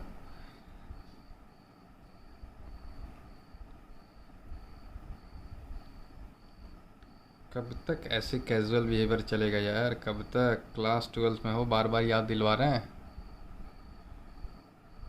हाँ क्लास 12 बहुत हल्के में ले रहे हो तुम लोग यार, और ऐसा लग रहा होगा कि टॉपिक बहुत आसान चल रहा है। टॉपिक आसान ही चलेगा केमिस्ट्री में, मज़ा तो तब आएगा ना जब 2 महीना हो जाए। केमिस्ट्री मज़ा तभी देता है जब 2-3 महीना हो जाए, फिर वही आसान टॉपिक रुलाता है। और तुमको नहीं लग रहा है कि 2-3 महीना बाद तुमसे आयनिक काम पूछेंगे तो क्या हालत होगा तुम्हारा, अगर आयनिक वो रिवाइज नहीं करोगे दोबारा, या गैसेस स्टेट ही पूछ दे, या एटॉमिक स्ट्रक्चर ही पूछ दे। तो भाई टॉपिक आसान है, कोई दिक्कत नहीं है, टॉपिक तो बहुत आसान है, आसान भी हम झूठ बोल रहे हैं, बहुत आसान है। लेकिन रिवीजन, और वो रेगुलर करना है, आप कुछ बहाना नहीं मार सकते। मतलब ऐसा रिवीजन कि भाई तुमसे अगर कल बोल जाए कि कल है रेडियो एक्टिविटी का टेस्ट या केमिकल काइनेटिक्स का, तो तुम तैयार रहो कि सर तैयार हैं, ले लीजिए। इस टाइप का तैयारी होना चाहिए। तो आइसोडाइफर बताओ अब। तब तक पानी भी पी लेते हैं। लोग सोच रहे हैं कि सर ने अभी तक बताया क्यों नहीं, कब बताएंगे, आगे फॉरवर्ड करते हैं और थोड़ा सा। पानी चाहिए? Anyone needs water? बहुत पिलाए हो तुम लोग हमको क्लास में पानी यार, हम भी, मेरा भी फ़र्ज़ बनता है कि जब मेरे पास बॉटल हो तो तुम लोग से पूछ ले। हो गया, बताओगे? वेरी गुड, कुछ स्मार्ट लोग बता रहे हैं आंसर, बताओ। चलो देखो आइसोडाइफर क्या होता है, ऐसे 2 स्पेसिस जिसका A-2Z ये सेम आए। अब A-2Z क्या बोल दिए सर अपने से आप? A है एटॉमिक मास, Z है एटॉमिक नंबर, ये बार बार बताना पड़ रहा है मुझे। एटॉमिक नंबर, A है एटॉमिक मास, मतलब एटॉमिक नंबर को 2 से मल्टीप्लाई कर दो और उसको एटॉमिक मास में घटा दो, तो जो डिफरेंस आएगा उस नंबर को हम लोग हाँ, अब जो ऐसा 2 स्पेसिस लो जिसमें ये चीज़ सेम आए। जैसे कि मान लो हमने पेरेंट न्यूक्लियाई लिया Z, एटॉमिक नंबर Z, और ये एटॉमिक मास है, ठीक है। अब ऐसा क्या एमिट करो अल्फ़ा बीटा गामा में से कि A-2Z का रेशियो, A-2Z का नंबर सेम आ जाए, सॉरी, तो इसमें एमिशन होगा अल्फ़ा का। तुम लोग चेक करके देखो कि जो हम बात बोले हैं वो सही बोले हैं कि नहीं। अगर अल्फ़ा का एमिशन होगा तो यहाँ पर जो वाई बनेगा क्या होगा, उसके साथ कुछ होगा, छेड़छाड़ होगा ना इसके साथ। भाई जो वाई बनेगा ये जेड से कितना कम होगा, -2, 2 कम होगा, और इसका एटॉमिक मास 4 से कम हो जाएगा। अल्फ़ा का अभी याद करवाए थे ना, अल्फ़ा एमिट होने से जो डॉटर न्यूक्लियाई है उसका एटॉमिक मास 4 से कम होगा और एटॉमिक नंबर 2 से कम होगा। ठीक है, अब इसमें a-2z वो निकालो, वो देखो तो सेम आता है। इसमें कितना आएगा, a-2z, तो a है और z है, तो 2z, a-2z आया इसमें। सपोज इसमें क्या आएगा, a कितना है, a है a-4, ये a है ना, ये पूरा a है, माइनस 2z, और z कितना है, z-2 है, ये पूरा z है, तो 2z। इसको ब्रैकेट से बाहर निकालो, a-4 minus 2z plus 4 -4 cancel, a-2z इधर भी बचा है ना, तो दोनों में a-2z ही आ रहा है डिफरेंस। इसका मतलब दोनों क्या है, आपस में आइसोडाइफर्स हैं। ध्यान रखिएगा ये क्वेश्चन। अब फॉर्मेशन ऑफ आइसोटोप्स, इसको सोचोगे क्या, आइसोटोप तो बता दोगे कि इसमें भी डाउट है यार ना। जेड सेम होगा, जेड क्या है, एटॉमिक नंबर, ए क्या है, मास नंबर, और वो डिफरेंट होगा, है ना। इसका बताओ क्या निकलेगा।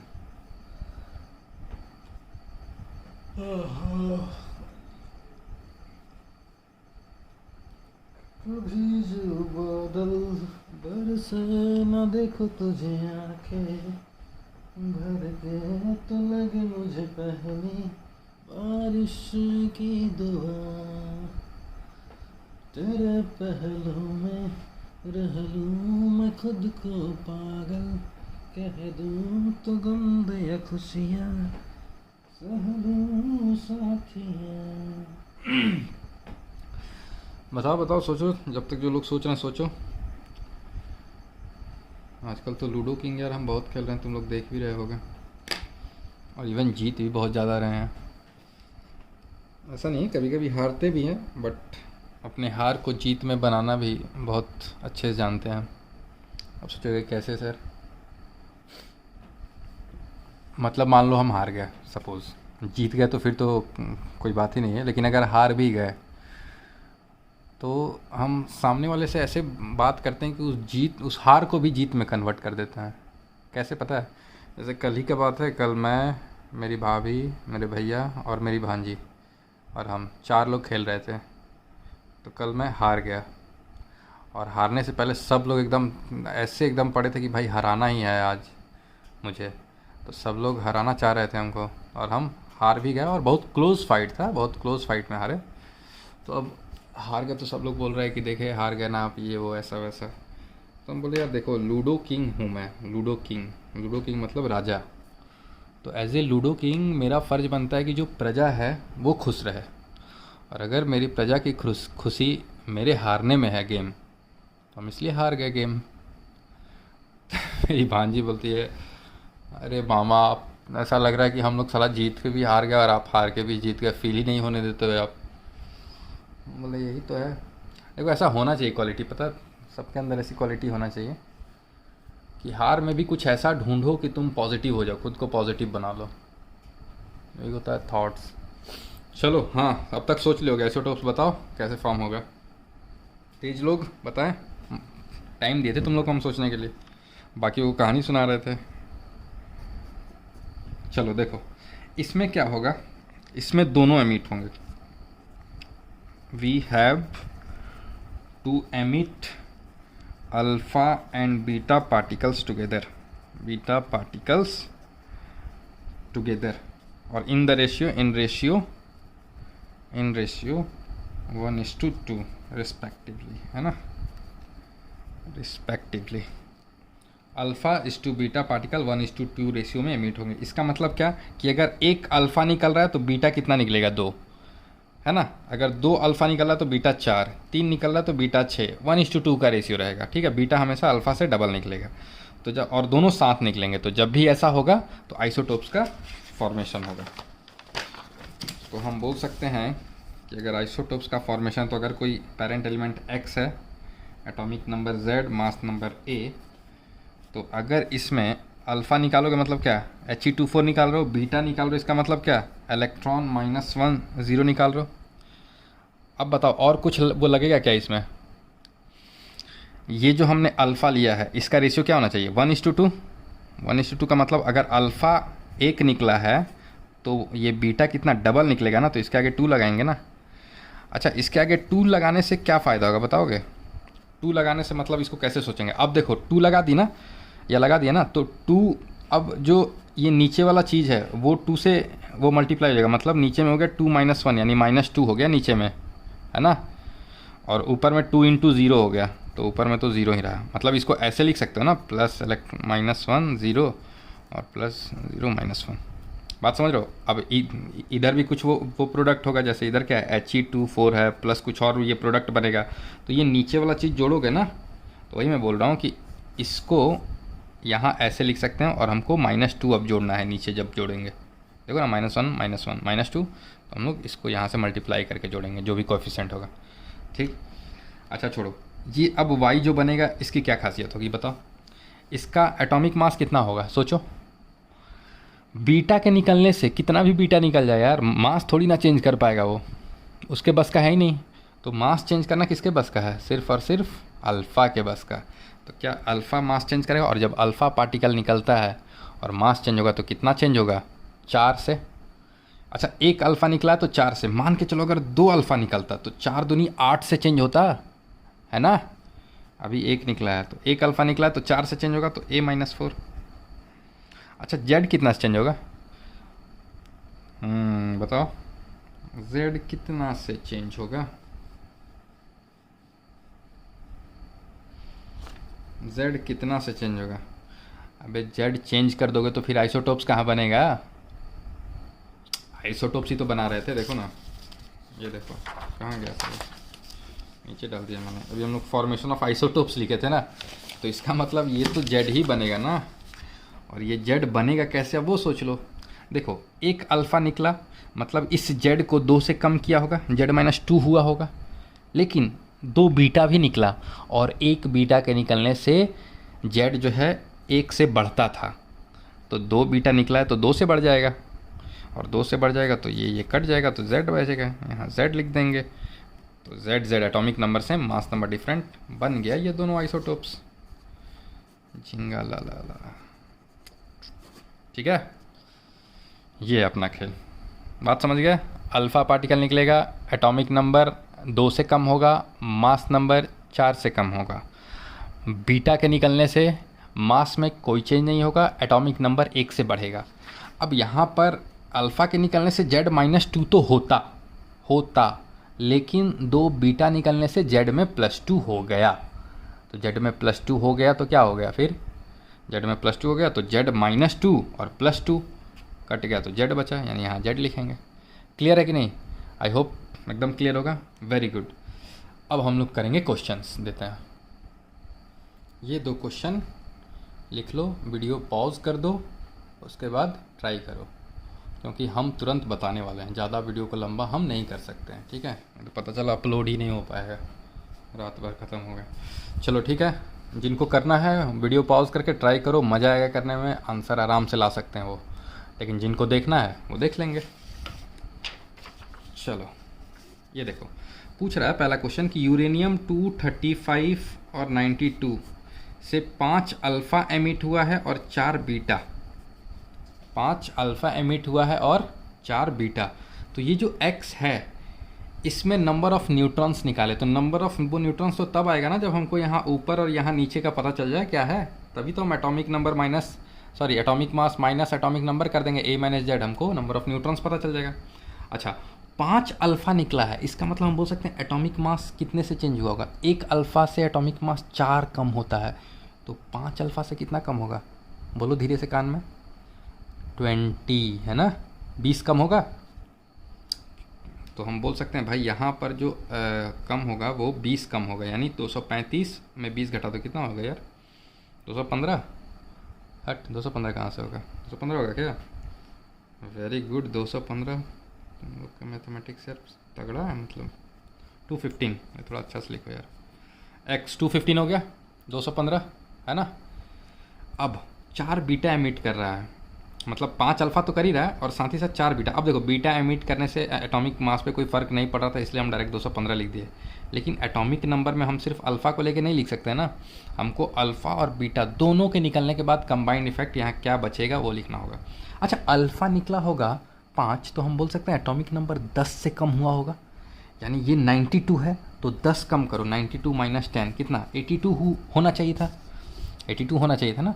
लेकिन क्या 4 बीटा भी तो निकल रहा है, 4 बीटा भी तो निकल रहा है। और एक बीटा पार्टिकल अगर निकलने से एटॉमिक नंबर 1 से बढ़ता है तो 4 बीटा पार्टिकल निकलेगा तो एटॉमिक नंबर 4 से नहीं बढ़ जाएगा। तो 4 से अगर बढ़ा दोगे तो हम बोल सकते हैं जो एटॉमिक नंबर 82 हम सोच रहे थे उसमें 4 और बढ़ाना पड़ेगा 86, क्योंकि ये 4 बीटा पार्टिकल से के कारण निकला है, तो ये 86 हो जाएगा। ठीक, अब क्वेश्चन क्या पूछ रहा है कि इस जो एलिमेंट बना उसमें नंबर ऑफ़ न्यूट्रॉन्स बताइए। ये तो पूछ ही नहीं रहा था, नंबर ऑफ़ न्यूट्रॉन्स पूछ रहा था। नंबर ऑफ़ न्यूट्रॉन्स 215 माइनस 86 करके निकालोगे, सब्सट्रैक्ट करके जो आंसर आएगा वही आंसर है पहले का। दूसरा, what is the group number of element x, x का ग्रुप नंबर क्या है और पीरियड और ब्लॉक सब बताना है। अब ये देखने के लिए तो क्या देखेंगे कि जो एलिमेंट बना है उसका एटॉमिक नंबर देख लो, सब कुछ पता चल जाएगा। एटॉमिक नंबर 86, एटॉमिक नंबर 86 में क्या होगा, नोबल गैस कौन सा, रेडॉन, आरएन है ना, आरएन होता है ना 86, रेडॉन। तो हो गया आंसर। आई होप कर लिए होगे आप लोग, वेरी गुड जिन्होंने किया। दूसरा देखो, दूसरा इंटरेस्टिंग क्वेश्चन और दूसरा टाइप का क्वेश्चन बहुत इंपॉर्टेंट है, इंटरेस्टिंग से ज़्यादा बहुत इंपॉर्टेंट, क्योंकि दूसरा क्वेश्चन में देखो क्या किया है, तुमको एमिशन दे दिया है, तुमसे पूछा है कि बताओ अगर थोरियम से ये बना, तो ये है पैरेंट न्यूक्लियर, ये डॉटर न्यूक्लियर, अगर ये बना तो कितना अल्फ़ा और कितना बीटा निकलेंगे, कितना अल्फ़ा और कितना बीटा निकलेंगे। तो चलो मान लेते हैं कि थोरियम 9232 था ना, 232 है, ठीक है। तो थोरियम 23290 है और इससे क्या बन रहा है, Pb 82 और 208, और बोल रहा है कि अल्फ़ा और बीटा निकल रहा है, तो अल्फ़ा प्लस बीटा लिख दे, अल्फ़ा और बीटा निकल रहा है। तुमको से पूछ रहा है कि अल्फ़ा कितना बीटा कितना। अच्छा, अल्फ़ा को x मान ले, कि मान लो कि अल्फ़ा x निकला और बीटा y निकला, तुम चाहो तो m और n भी मान सकते हो, तुम्हारी मर्ज़ी। हम क्या मान लिए कि अल्फ़ा x निकला, बीटा y निकला।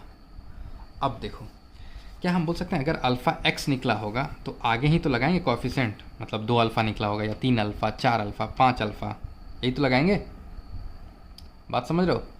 अब अच्छा, अल्फ़ा पार्टिकल को लिखने से अच्छा इस सिंबल में लिखना बेहतर होगा क्या, देखना तो He24 के सिंबल में, और उसी तरह बीटा को वो कैसे वो लिखना सही रहेगा, इलेक्ट्रॉन -1 0 के फॉर्म में, और आगे बीटा के क्या क्या लगा देंगे, y, क्योंकि बीटा y निकला था ना।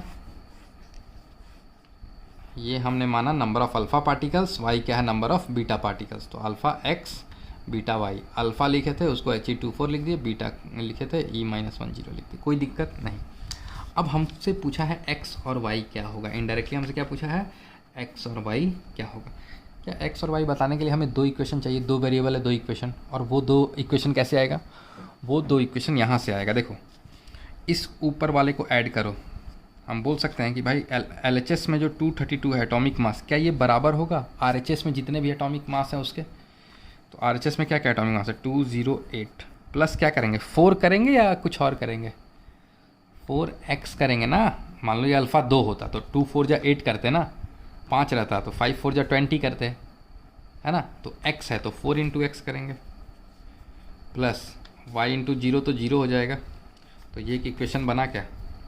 दूसरा इक्वेशन किससे बनाएंगे, नीचे वाले से, कि भाई नीचे वाला भी तो इक्वल होना चाहिए। तो LHS में जो 90 है वो बराबर होगा RHS के नीचे वाले में 82 प्लस, इधर बताओ क्या लिखें, 2x, अच्छा प्लस 2x कि माइनस 2x, प्लस 2x या माइनस 2x। एटॉमिक नंबर कम होगा ना तो माइनस 2x लिखेंगे ना, माइनस 2x। एक मिनट, एटॉमिक नंबर कम होता है जी, तुम लोग फर्जी का हाँ हाँ बोल देते हैं। एटॉमिक नंबर बढ़ता है प्लस 2x, बताओ कंफर्म करो। अल्फ़ा के एमिशन से एटॉमिक नंबर कम होता है तो माइनस 2x करेंगे ना। 2 अल्फ़ा अगर x अल्फ़ा निकला है तो 1 अल्फ़ा से 2 कम होता है, तो 2 अल्फ़ा से कितना कम होता है? 4 कम होता है एटॉमिक नंबर। 5 अल्फ़ा से 10 कम होता है, तो x अल्फ़ा से कितना कम होगा? -2x। समझ में आ रहा है कि नहीं? और प्लस अब बीटा, एटॉमिक नंबर बीटा क्या करता है? बढ़ाता है ना, तो हम बोल सकते हैं +y। एक मिनट रुकना, एक मिनट, थोड़ा उल्टा हो गया, ये काटो। देखो LHS में 90 है, ये x है, तो इसको सिंपली 2 से मल्टीप्लाई कर दो। सॉरी, पहले इसको लिखो तो 82 + 2x, और ये y को -1 से, यानी -y। ये हो गया दूसरा इक्वेशन। ठीक है, देखो ये कैसे हम थोड़ा सा वो हो रहा था। अब मान लो जैसे तुमको एक एग्जांपल दे दें कि कोई एक एग्जांपल ले ले, क्या यूरेनियम, थोरियम या फॉस्फोरस वाला एग्जांपल था यार अपने पास। मान लो सपोज़ अगर अल्फ़ा निकल रहा है, तो हम बोल सकते हैं कि अगर कोई एलिमेंट x है, उसका एटॉमिक नंबर कितना है? z, mass number a। ठीक है, तो वो अगर y बना रहा है तो ये z-2 और ये a-4 है ना, और प्लस मान लो अल्फ़ा निकल रहा है, सपोज He2 4 निकल रहा है। अल्फ़ा कितना निकल रहा है? एक अल्फ़ा निकल रहा है, हम लिखे हैं, तभी तो 4 से कम हुआ है, यानी 1 अल्फ़ा निकल रहा है। अब कैसे हम जोड़ेंगे? देखो ऊपर वाले को कैसे जोड़ेंगे? LHS में a है, RHS में क्या है? a-4 प्लस 1 × 4 करेंगे, 1 × 4 यानी 4। ठीक है, एक इक्वेशन। दूसरा इक्वेशन नीचे, z = z-2 प्लस करेंगे ना, 2 × 1, 2 कैंसिल हो गया, तभी तो z आएगा, और यहाँ पर तभी तो a के बराबर आएगा। तो सिंपली प्लस करना है।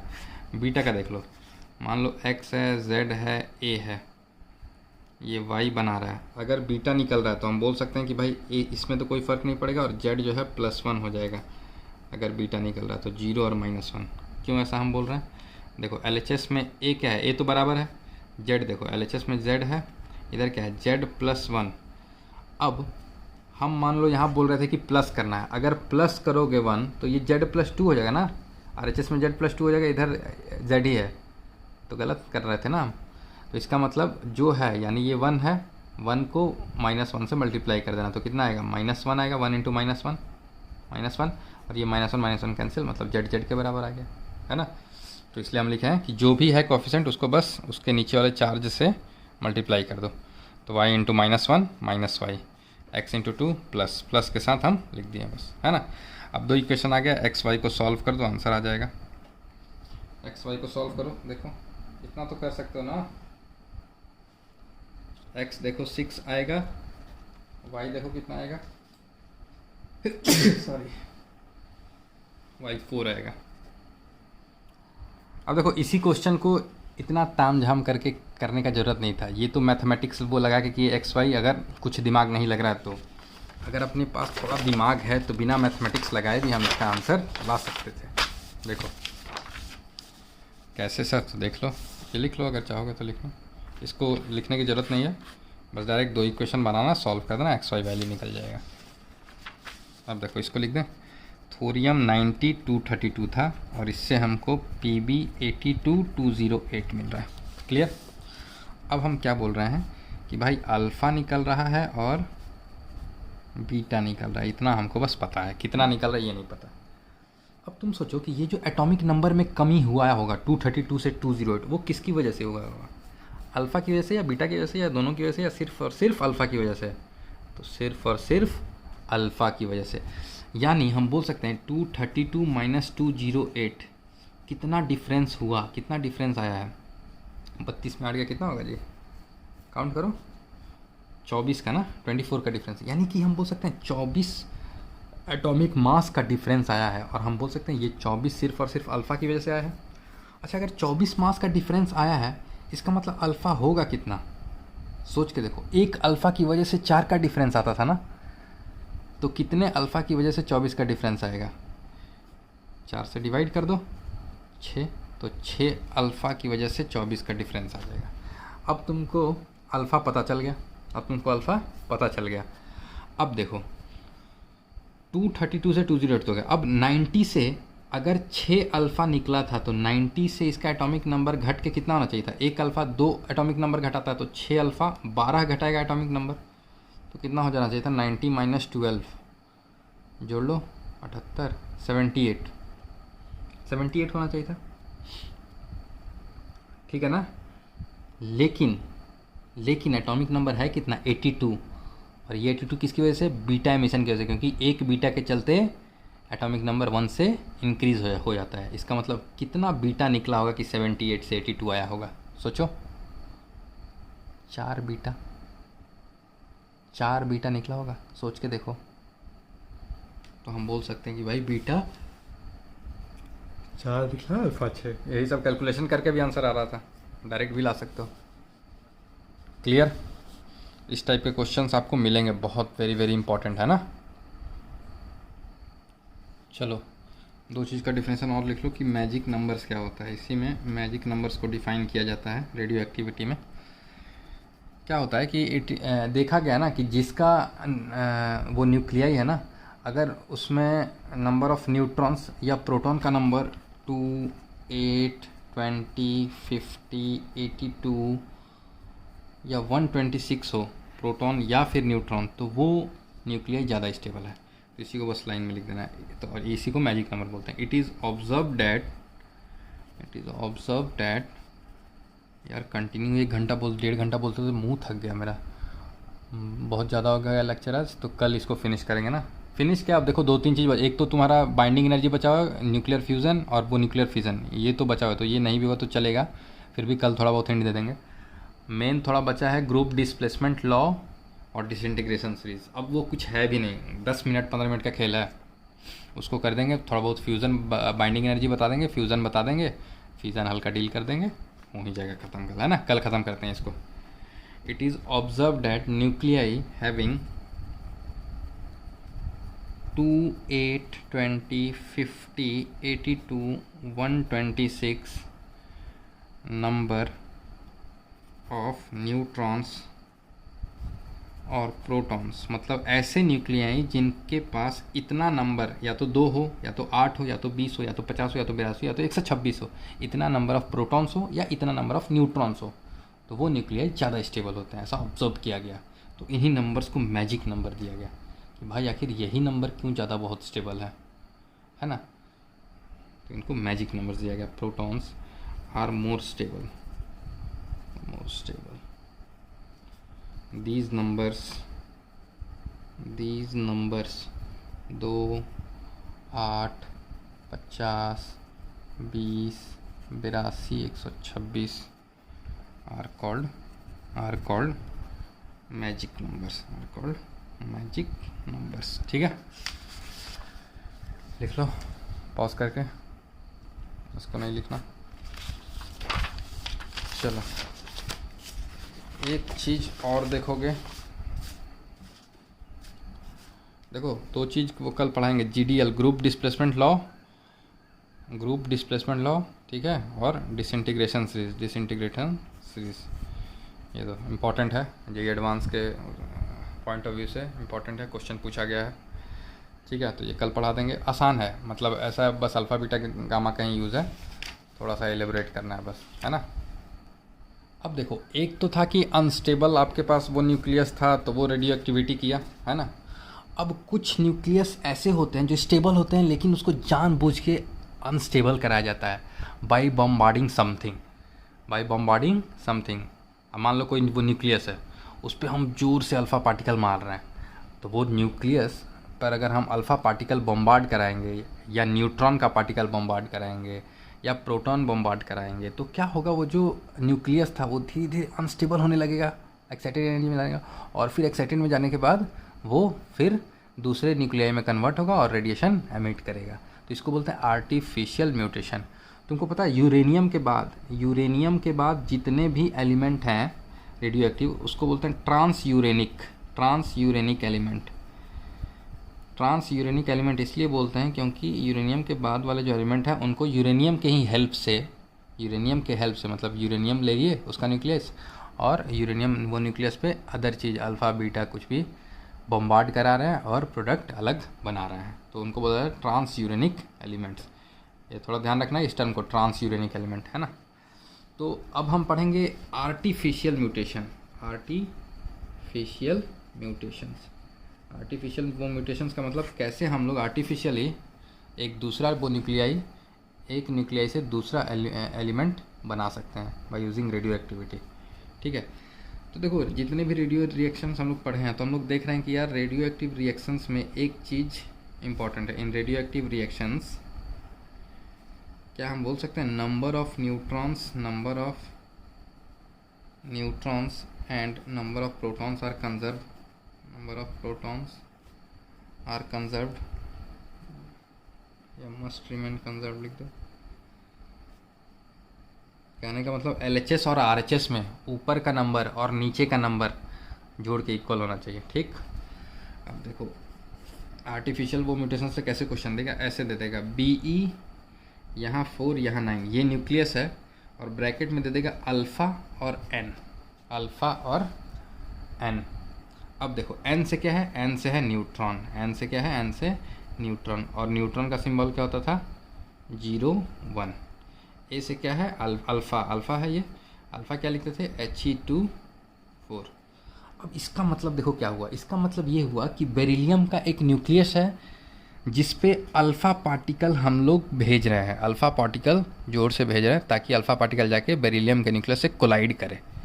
तो हम इसको बोल सकते हैं this is colliding particle, colliding particle. और ये जो N है दिस इज़ पार्टिकल प्रोड्यूस या पार्टिकल एमिटेड, पार्टिकल एमिटेड।